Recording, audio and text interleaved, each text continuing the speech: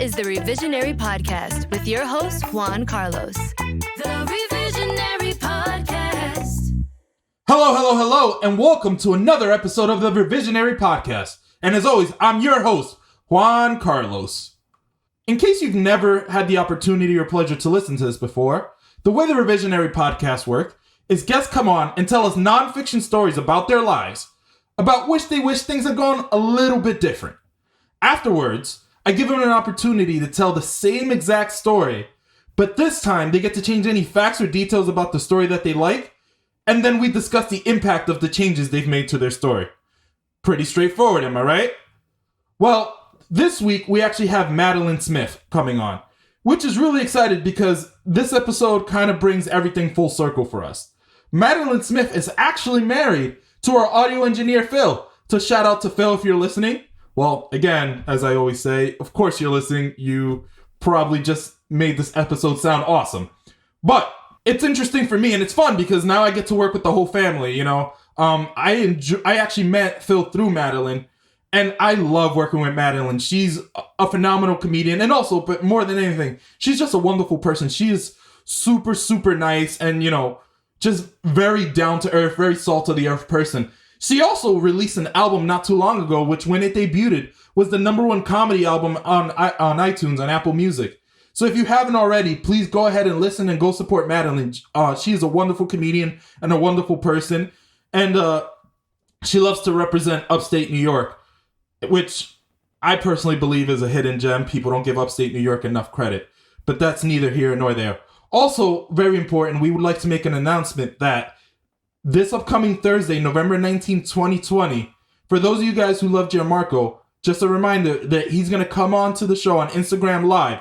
This is exclusive to Instagram, so you won't be able to catch this anywhere else, so make sure you tune in and have an opportunity to come speak to Gianmarco, see what's been going on since the episode aired and how his life has changed, and ask him questions. I'm sure you guys have burning questions regarding the episode and regarding his story. Because I know I try my best to ask all the questions I can think of, but maybe there's something that I didn't think of that you could ask him to yourself. So please tune in for that. Put that on your calendars. That is 6 p.m. Eastern, 3 p.m. Pacific, Thursday, November 19th. Please tune in, Gianmarco Ceresi, on Instagram Live. That's also another reason why you should be following the Revisionary Podcast on Facebook and Instagram, but specifically Instagram, so that you can go ahead and watch this. Now, without further ado, let's see if we can get Madelein on the line. Hey, Madelein, how are you? Hi, I'm good. I'm so glad to see you after the long quarantine of not seeing any friends. I know. You know, you're looking good. Thank you. You too. I mean, we're only looking at each other over the computer, but you still look very good. You know, I appreciate that. I put on 25 pounds during the quarantine, so... Hey, listen, honestly, I feel like everyone has, and people who haven't, it's weird. Like, I think it's weird if you didn't gain weight. You know, it's funny. People ask me, they're like, why did you do an audio podcast? You're used to being on stage. I was like, it's because of all the extra weight. They didn't need to see all that. You know what, though? The way that you're filming it from like so high up that I can't tell that you've gained any weight. Like, I've learned to hit all those angles. Yeah, I always do the same too. I'm like, I look so thin, but you can't tell. It's just the years of all these Instagram pictures, you know? Yeah, yep. So what have you been up to during the quarantine? Oh, man, that's a good question. Well, at first I was horribly depressed because I was like, wow, I'm not seeing anyone. Because I was like living in Jersey City, and like, you know, the first month it was just, as you know, like around New York City area, you just couldn't like go anywhere or do anything. So I feel like that first month, and I didn't have a car either, so I couldn't drive or anything. So I was just like pretty much trapped in my apartment with my husband. But that was okay because I had my husband and the cat, so it wasn't like I was like totally alone. But I went from doing shows like almost every night of the week and having like a full-time job and everything to just like doing nothing. So that was pretty shitty for the first month. I don't know. You probably know because I mean, you know the whole deal, but I had it, as you know.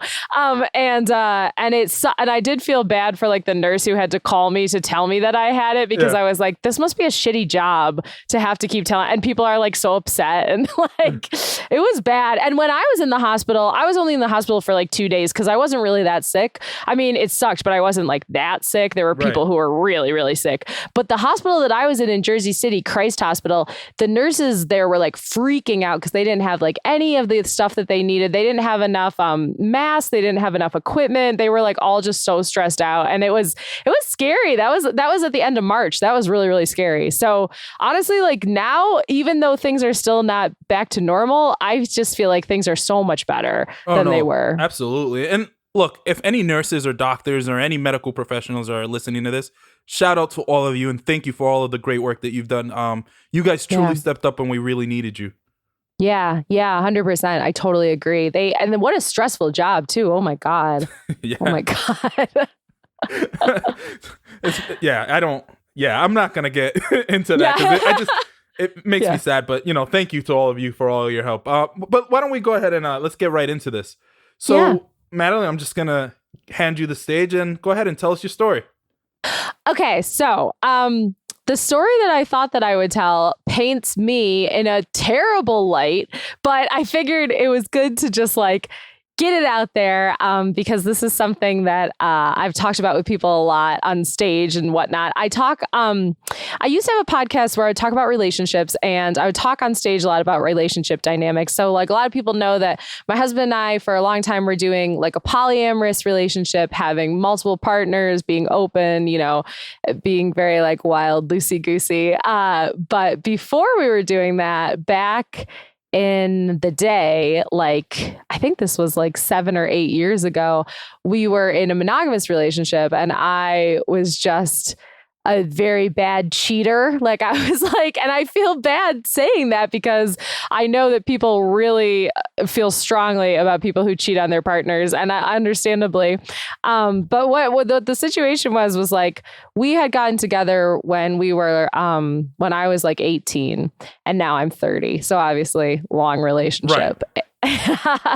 Not an excuse for cheating, but just kind of like, I'm just saying, sometimes you're in a relationship with someone for a real long time. So we got together at the very end of high school. We ended up going to the same college together.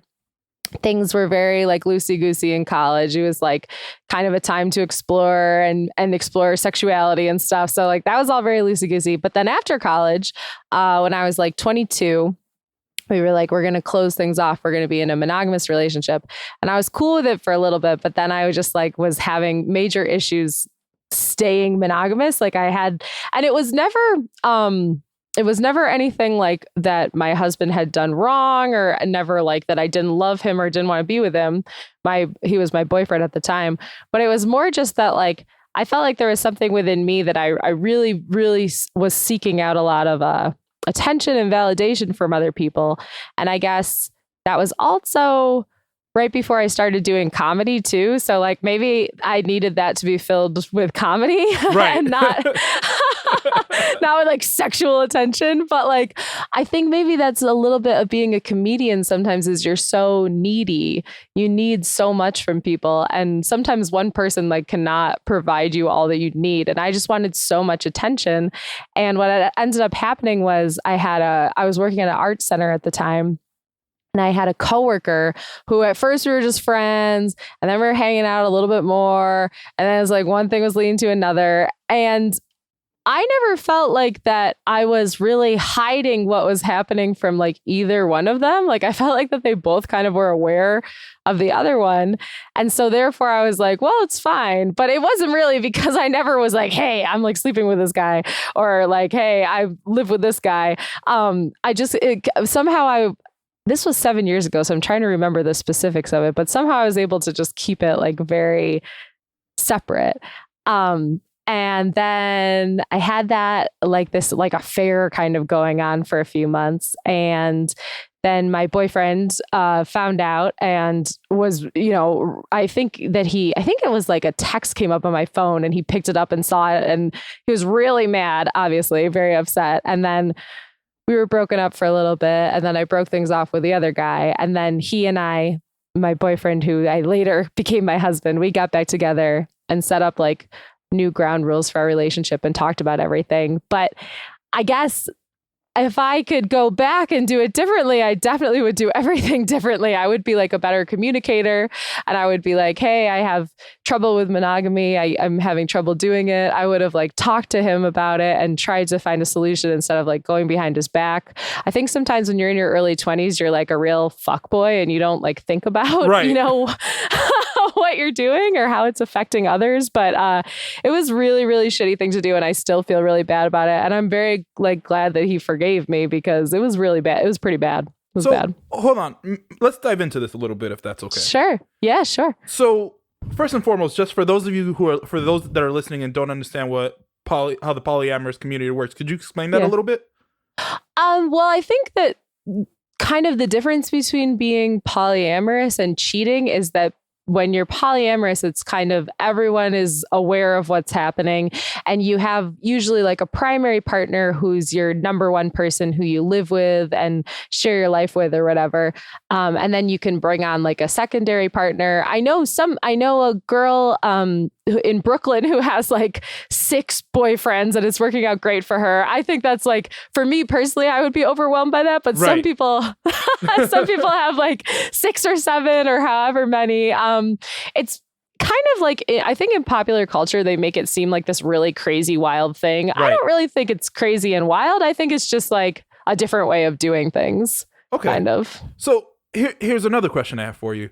So you mentioned how you didn't really clarify what was going on to either side, but it was kind of like they kind of were aware. Yeah. So could you tell me could you give me an example of a time when things were a little bit murky or like, when you were like going back and forth between or, any of those situations? Well, I feel like I would just kind of, this is horrible, but at the time I feel like I would just kind of be very vague about it. And I would just like say to my boyfriend, like, oh, I'm going to go hang out with a friend for the night or a few hours or something. And he would not ask any follow-up questions and I would not give any more information. So I think obviously that was me being sneaky and bad. But at the time, I think it didn't feel as bad because I was like, well, I'm not exactly lying. I'm just also not like saying what I'm doing. Another thing about this story, too, is that like I don't often hear stories from the point of view of someone who's like cheated on someone. I usually hear them from someone who's been cheated on. And I have a lot of friends who've been cheated on and I know that's a horrible thing. I'm not trying to say it's like, okay. Right. I just would be interested to hear like perspectives of people who have been the cheater. Cause I feel like that you don't usually hear that because they're just like, those people are trash. And like, we are trash, but like, it's just interesting to hear. Sometimes it's just interesting to hear a different perspective because sometimes you do that because you feel so. At that point in the relationship, I felt so overlooked and I felt like my boyfriend was going through a lot of like mental health stuff and I couldn't help him and I felt kind of helpless about that. And then I also felt like he had no interest in me. And instead of just doing the right thing and saying, hey, maybe we should break up, maybe we should take some time apart, I was like, I'm just going to seek out attention from someone else who's more available. And I think sometimes with cheating, that's why people do it. It's not a good excuse, but I think that's why. Well, let me say this. First and foremost, don't feel bad. Like, this is a judgment-free zone. I don't, I personally have never cheated, but I have, as I've gotten older, I have learned that sometimes there's reasons why these things occur. And while, I'm not justifying it at all, sometimes the underlying issues become so overpowering that when you're in that situation, you don't recognize the effects that you're having on other people because you're just dealing with whatever you're personally dealing with. You know what I mean? Yeah, exactly. And really the mature and like good thing to do would be to like go to relationship therapy or like sit down and have a conversation. But I think especially when you're young, sometimes it's so hard to have difficult conversations that you're like, I'll just do something like shitty instead to make myself feel better. Like smoke weed or drink or cheat, do drugs. I mean, it's funny you say that, but like you were 22? Yeah, I was 22, 23. Yeah. So what's relationship counseling for at a 22-year-old? What can you afford? Maybe half a bottle of wine from the $5 section of the supermarket. Seriously. Exactly. And that's part of it too, though. Honestly, like as weird as it sounds, I do feel like now that I have like a better job and I have more money, that's why I can do relationships better because I can like afford therapy and stuff, you know? But yeah, when you're 22, you're just poor and kind of dumb. So you don't really think about things. And yeah, no, and you definitely don't have a lot of guidance. So when you broke things off with not your not your boyfriend, but the other guy. Yeah. Could you walk me through that? Like, how did that work out? How was he feeling? That was bad too. That was all just really bad because he felt really bad. Obviously, since it went on for, I'm honestly not quite sure how long it went on for, but it went on for a few months. And I think in that time, he got really emotionally invested because we did spend so much time together. We were also coworkers, so we worked together, which is like, that's not good. Mm-hmm. But he was really, really upset. And when I broke things off, he was really, really sad and upset. And, he cried and that was horrible too. Cause then I was just like, wow, now I've hurt two people. And I'm a monster. No. So no, I'm not, but I'm not a monster, but it was just a very poor decision, like all around. Like I felt like everyone's feelings were hurt. He was really upset. It was just not good. It was not good. If I may ask, why did you decide to break it off with the second person if you had already broken up with your boyfriend? Well, that's a good question. I think because I felt like with my boyfriend, I thought that our problems were very like situational. Like it was like graduating from college, not being able to find jobs right away and stuff, or like he was having trouble finding a job. He was struggling with like depression. And I think that I felt like our relationship actually, even though we went through all that, was really good. And I had faith that we would get back together. If he forgave me, I thought we would get back together. And I honestly just felt like a lot closer to him. And I felt like we had a closer understanding of each other. See, that's actually sweet. Oh, thank you. Thanks. Now that I told this whole story, I'm like, wow, this makes me sound like a huge dick. Like saying it out loud, I'm like, this is pretty bad. No, see, I don't see it like that. And part of the reason why I don't see it that way is because I want to emphasize this to everyone who's listening. You were 22. And yeah. I would love to find someone who hasn't made a dumb mistake, when they were 22, 23, 24, or even younger than that. Yeah. Yeah, that's true. I do think as you get older, you do get better at doing relationships and life in general. So I think if I'm not mistaken, they say that your brain isn't fully formed until you're 24. So until there's like some mechanism supposedly in your brain that hasn't quite like kicked in. And you're more likely to take on bigger risks or do things, without considering all the outcomes or how it affects those around you. Which is a huge reason why I'm more understanding. I'm like, yeah, no, you were 22. Yeah. Yeah. I think if I was doing that like now, it would be much worse. Because now I'm 30, so I should know better. But yeah, it was definitely bad. But when you told me about the podcast and what you were going to do, I was trying to think of a story and I was like, well, this is like probably the juiciest story that I have. And also something that I do feel like I learned from, like, I think I learned to be a better communicator and not like, think of other people more, think of other people's feelings and how my actions affect other people. So were you constantly under stress while you were in that situation of going back and forth? Yeah, I think this is bad, but I think that people who are like cheating on their spouses or having affairs or something, like, I'm like, I don't know how you can do that in the long run because it is so stressful and you're just like lying all the time. And you just feel like if you're a person with like a moral compass, you feel so bad and guilty all the time too. Mm-hmm. And then you keep doing it and you're like, what's wrong with me? Like, why am I doing this? I know this is bad. So yeah, I just felt bad like all the time for like 6 or 7 months. Yeah. Did you ever come close to getting caught? Yeah. Oh, I think so. I don't even think I was hiding what I was doing very well, which is like, so stupid. Like, I don't know, like what my brain, I try to look back on things like that. Like, I mean, I'm sure that you have stuff like that too, where you've made mistakes when you're young. I try to look back and think like, what was my brain thinking? Like, why was I doing it like this. And I don't really have a reason. I think at the time I was just like, this is fine. Like, didn't think about how bad it was or didn't really think about like it logistically, what I was doing. That makes sense. And last question. Could you like walk me through like, I guess more specifically, like how you got caught? Like you kind of mentioned it, but like walk me through that. Yeah. It was like, I think I was texting with the side dude. We were texting, and then my boyfriend, like, I guess I left my phone out. It's so stupid. I left my phone in the living room of the apartment and like went to bed. And then the other side dude was like texting me. So my boyfriend picked it up and he was like, what the fuck? This guy is like saying he loves Madeleine. Like, who is this? Like, who is this person? What's happening? And he was super mad.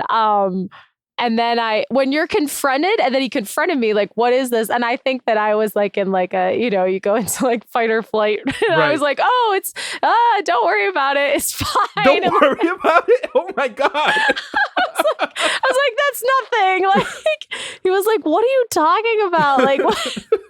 It was really bad. He was really bad. And then I don't even know how we ended up like getting past it. I think just because I was like, okay, I will not do this again. And he was willing to be forgiving. But a lot of people wouldn't. Like, I have a friend who got cheated on and she was straight up just like, no, this guy's like leaving my house. We're done. We're not talking anymore. So I'm lucky that I was with someone who was like a little more forgiving of the situation. I think it's hard because I've always said that the way I kind of view trust, I don't know where I saw this, by the way, so this is probably not me. Don't give me this credit. The way I view trust is kind of like a vase or a vase. I don't know. I'd say vase, but I'm down with whatever. Like a vase, like, it's perfect once it's made, but once it's broken, even though you can put it back together, it'll never be exactly the way it was. Yeah. No, I think that's true. Because someone can like learn to forgive you and trust you again, but it doesn't really make up for like the things that you've done. I think that you have to then spend like the rest of your relationship just trying to be a better partner, like being aware, but it will never be 100%. Yeah, I think that's true. All right. So this is the fun part of the podcast, right? Mm-hmm. You're going to get to tell us that whole story all over again. But this time, make up any of the facts that you want, change little things, and we'll see where that takes you.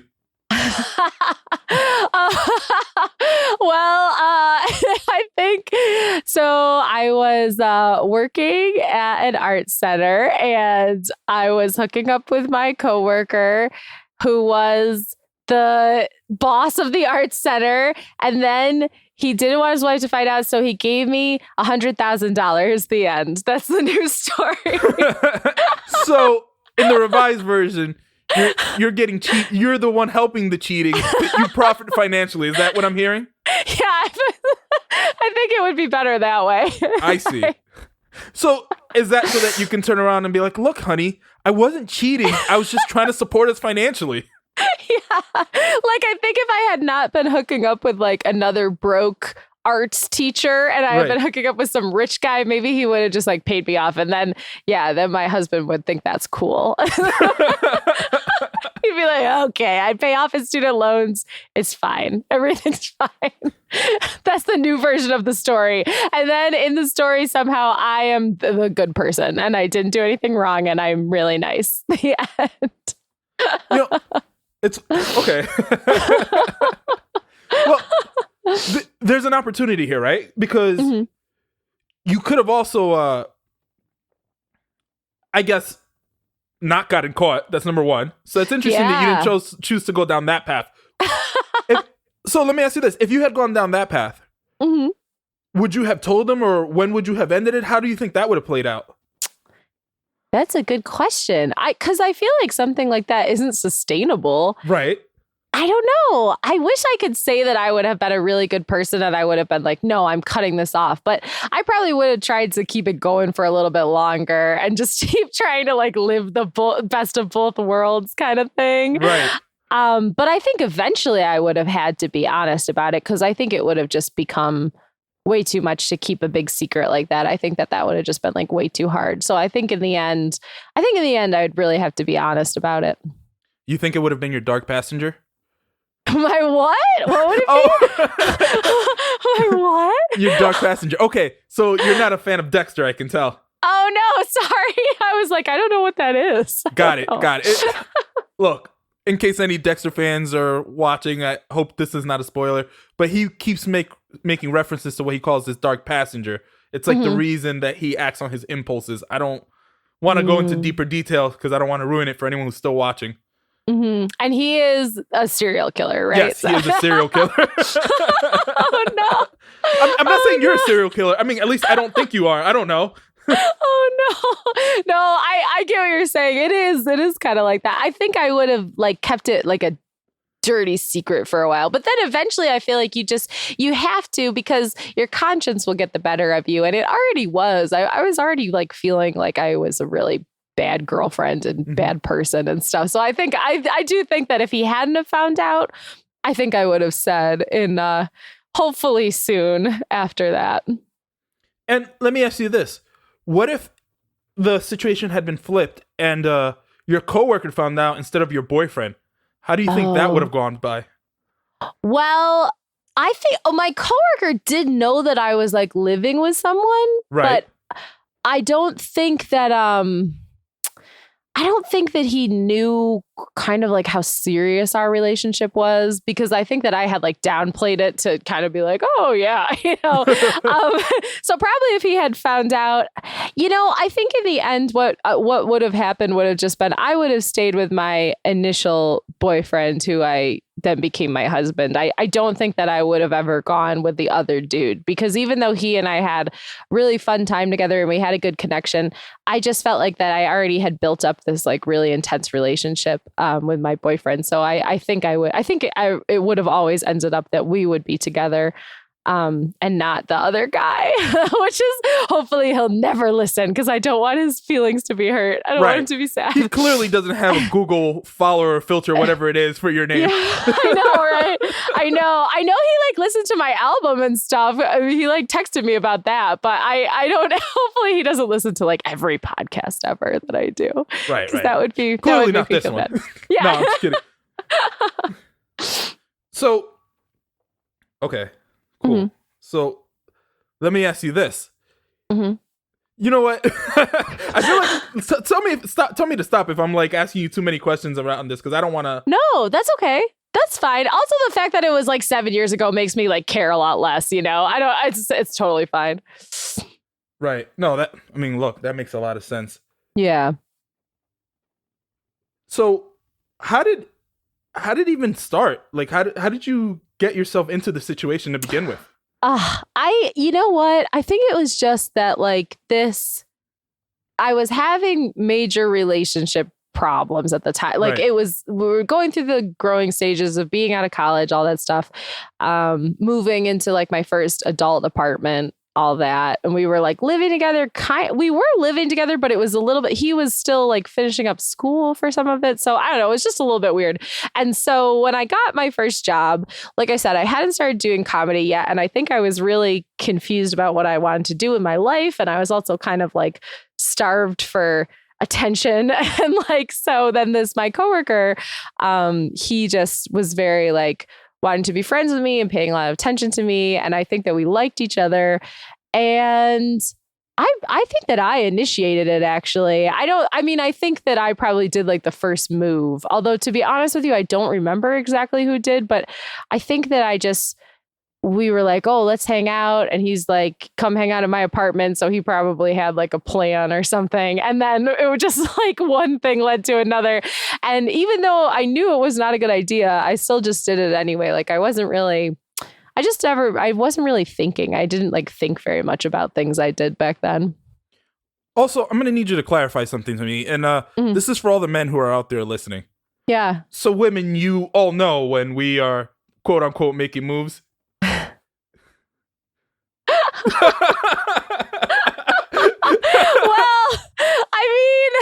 I think that sometimes if someone like invites you back to their apartment and they're like, hey, let's hang out, you have to be kind of, I was going to say stupid, but stupid is mean. You just, you have to be a little like unaware if you don't realize that that's their plan, right? So every time I invited a woman back to watch some Netflix or watch Family Guy, she knew? Yeah. Darn it, I thought I was so sneaky. I mean, yeah, I think so. Although maybe not. Maybe like if you genuinely really just like, if you really just have a friendship and you're just like, we're totally just hanging out as platonic friends, that's doable. But if you guys have been really flirtatious with each other and like you like touch a hand on the knee or something and then you're like, come back to my apartment, then I think it's kind of obvious that there's going to at least be some kissing. Maybe not sex, but like some kissing is probably going to happen. Look, that's my thoughts. I'm a gentleman. Mm-hmm. I never touched above the ankle on the first date. I'm just kidding. Wow. Hello. Good for you. I'm just kidding. That would be pretty impressive, though. You know what? I know that's a weird joke to make, but I feel like I need to explain it. Like, I don't remember what I was in high school and they made us watch some movie that took place in like the 50s or 40s. Yeah. And one of the guys, I can't remember what movie it was, leans over and says to like a woman walking by, he catcalls her and goes, "Nice knees." Oh my God. Which is very 1950s to me. Like, oh no, she's showing her knees. Yeah, that's very 1950s. So there's a basis for that. That's where that comes from. Yeah. That makes sense. That makes sense. I did have someone once come over and I let her pick the movie. And she picked Cloudy with a Chance of Meatballs. Oh, really? Like a children's movie? And like I immediately knew it was game over. I was like, okay. Yeah. Respect. Because you're watching a children's movie, so you're like, probably we're not gonna. Yeah. No, not even that. I respect that she was very upfront about what was happening. By picking a child's movie, she let me know, look, we're just friends. And I was like, I get it. I respect it. That makes sense. That's a smart move. That if like you're trying to send someone the signal that you do not want to hook up, that's probably smart to watch like a Disney movie or something. Right. Right. So, all right. So let's wrap this up a little bit. And let me ask you this. If you did make the changes that you mentioned in your revised story, how do you think they would have affected you today? Well, if I hadn't have been caught, I can't say like for sure what would have happened, but I like to think that I would have been honest and that it would have still had the same trajectory. But if I hadn't have been, like if I wasn't honest and I kept this a secret and eventually it blew up in my face and everything, I probably would not have like had a partner or gotten married or anything like that, at least not with that person, because I think that the fact that I was caught and then cut it off was the reason that like later part of the reason that later we were able to get married and have a close relationship, because I was honest and also because I was sorry and also because I like ended things with the other person. If I hadn't have done that, then I don't think that we could have had a relationship really. So then I would just have a different life, I think. Probably a sadder life, but like, I don't know. It just would have been different. Things would have been different for sure. Which is why I'm glad it worked out for you. Yeah, thanks. How did you woo him back, by the way? Did you hold the boombox above your head, 80s style? Yeah, kind of. Like, I feel like I tried to be, it's hard when you have been like so shitty like that, because you want to do like a big romantic gesture, but then at the same time, you're like, I need to like give this person space and leave them alone. So I don't think I did anything that crazy, but I think that I was just really apologetic. I think also by like cutting things off with the other person, I showed that I was serious about us getting back together. And I think just over time, as we like started to rebuild our relationship, we just came to know each other again and put in the effort to both be better. And we both started going to therapy when we got a little bit older too. So that was good. That helped. Right. No, that's really good. So yeah. We like to end this podcast on a positive note. Mm-hmm. So just a few things here. Could you tell us a quick story of a very happy childhood memory or a moment or something that puts a smile on your face from your childhood? Anything like that? Oh, that's so nice. I used to, when I was little, really little, I used to always dress up as Aladdin and like have like a sword and go around the neighborhood dressed as Aladdin. I love that. That's a good memory for me. I was wearing my Aladdin costume and walking around the neighborhood with my sword. And I had an Abu pinned to my shoulder. I had like a little... Did you sing too? Yeah, totally. I like sang all the songs and stuff. I was really into watching Aladdin. So I was always, it was a good time. I was going to hit a bar and then I remember that there's a mic in front of my mouth and I can't sing. So you know that problem. It's all right. I understand. We both won't sing. It'll be too embarrassing for both of us. So this is the part of the moment where you guys should imagine the song in your heads as if we're singing it, okay? Yeah, imagine us being Aladdin. So here's another thing. So we have a tradition here. Normally, I would do this after I hang up, but because you're here, I'll let you speak about it. Could you tell us a little bit about the charity that you're passionate about and that we're trying to call attention to on this episode?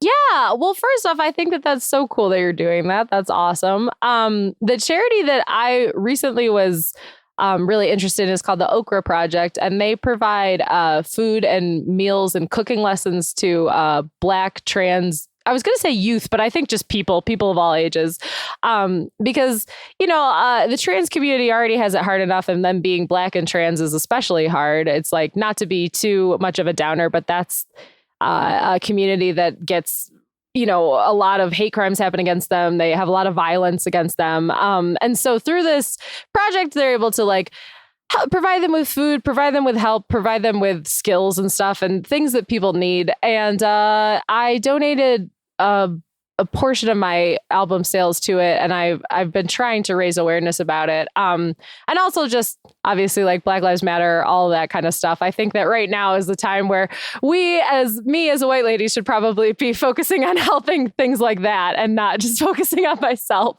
So I've been trying to do that.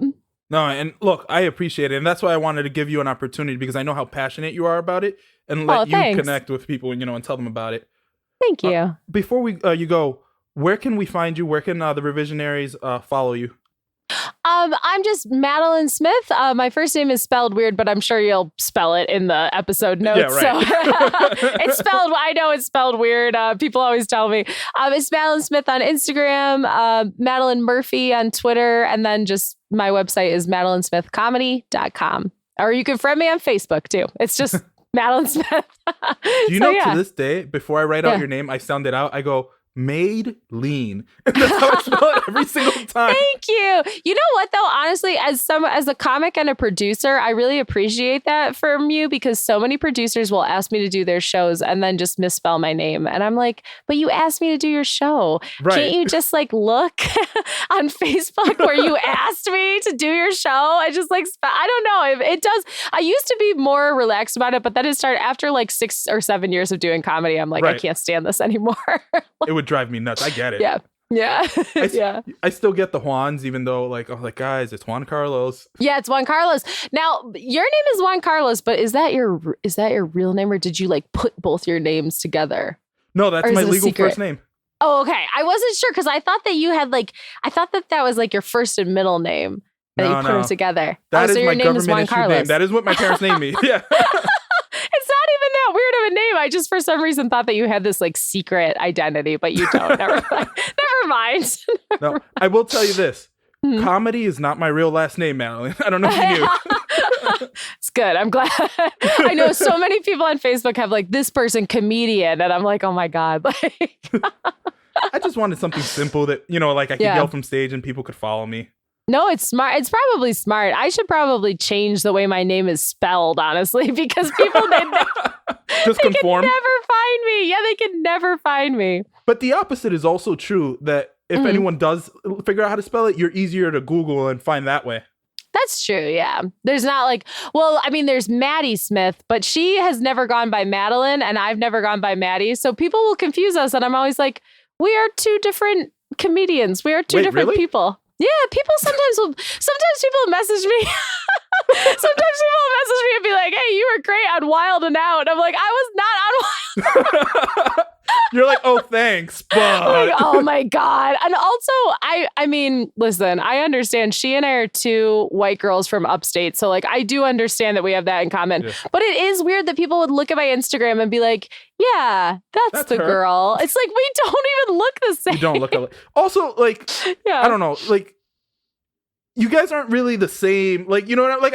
I definitely see the similarities, but you guys are very different, like different styles, like different kind of like voices on stage. I think so too, dude. Also, but I think that we both do like a lot of crowd work. So people will be like, oh, they're like the two crowd work comedians. Right. But also, like, other than that, I don't think we're that similar. I honestly think that people get with female comics, they get them like confused a lot anyway. They're just like, oh, who's this like lady? And so they're just like, so I think, but yeah, it's silly because I've always gone by Madeleine. She's always gone by Maddie. So I feel like we are two different people. So yeah, hopefully people will figure it out.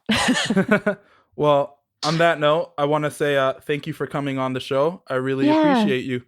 Oh, thank you so much for having me. This was so cool and like a little scary to talk about something bad I did, but still cool. Hopefully I made it a little comfortable for you. No, you did. You're so nice. You're so nice. All right. Any last words? Well, if you would like to buy my album, please buy it. Because I feel like it was doing real well for a couple weeks. It was like #1 on the charts and now it's not. So if you want to buy it, that'd be great. It's Madeleine Smith, Belle of the Ball. You can buy it anywhere.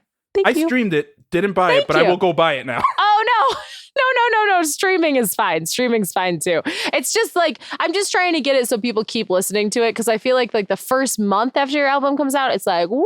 And then you see your numbers start to go down on Spotify. Right. And like, so I'm just trying to remind people still out there. Yes. And you can stream it and that's totally fine. You do not have to buy it. Streaming is fine. On that note, thank you again. Bye. The Revisionary Podcast. I want to say thank you again to Madeleine for coming on. And what I really appreciate about this story is that she made herself exceptionally vulnerable. This is actually a difficult thing to discuss. And usually we get to hear these conversations from the point of view of the victim. But Madeleine was actually able to have this conversation and show how it has affected her since. And I think that is very admirable. So I have the utmost respect for her. Also, please go ahead and support her charity of choice because it is very, very important to her. And honestly, I do think that it's an issue that isn't spoken about enough. Also, if you haven't already, please subscribe to the podcast, follow us on social media, and please leave us a ratings. And I cannot emphasize again, subscribe. I don't want you guys to miss any of the episodes that are coming up. And as always, this is your host, Juan Carlos. Thank you for listening. This is